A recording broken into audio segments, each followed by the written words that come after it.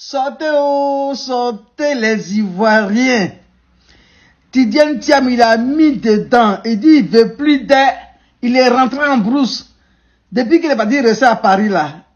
Il dit que lui, il n'est plus dans fait de politique de Côte d'Ivoire. Hein. Il veut plus, hein. Ah, c'est chaud. Il n'a pas le cardio, hein. Il n'a qu'à demander à Papado. Quand on appelle Papado brave là, il croit que c'est pour rien, quoi. Il n'a qu'à demander à Gbagbo. Hein? Non, mais attends, les gars, là, je comprends pas son affaire. Hein. Donc, la dame, là, elle avait raison, alors, Valérie Yapo, là. Elle avait raison. Tu te rends compte? Vraiment. Moi, en tout cas, je suis en train d'apprendre à lire et écrire, hein. Parce que je vais bien comprendre, mais en fait, des politiques de Côte d'Ivoire. Je vais comprendre, je vais voir clair dedans. Donc, là, je me suis apprêté à l'école. Alors, samedi prochain, on va faire panel encore. Tidiane Thiam, Titi.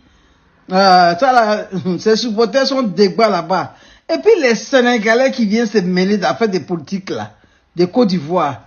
Ils viennent ici mon panel, mettez son nom, c'est un Ivoirien.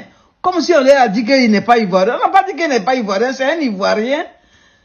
Ah, mais pourquoi il a empadronné déjà? Il n'a même pas encore fait une année. Déjà il est rentré en brousse. Mais c'est chaud. On dit politique de Côte d'Ivoire. Si on t'a expliqué, puis tu as compris là. C'est que tu n'as pas bien compris encore. Tiens, le gars est rentré en brousse. Carrément. Non, c'est chaud. Non, c'est grave. Tiens. Bon, moi, il m'a à l'école. Je vais aller étudier. Comme ça, je peux lire les livres de Gbagbo. Hein? Et puis, il y a un monsieur qui a écrit sur Papado. Il y a un livre pour Papado aussi. Je dois lire tout ça là pour me cultiver. Hein? Je dois me documenter pour faire la politique. Voilà. Chez moi à la maison, hein. Pour moi, là, ça se passe ici.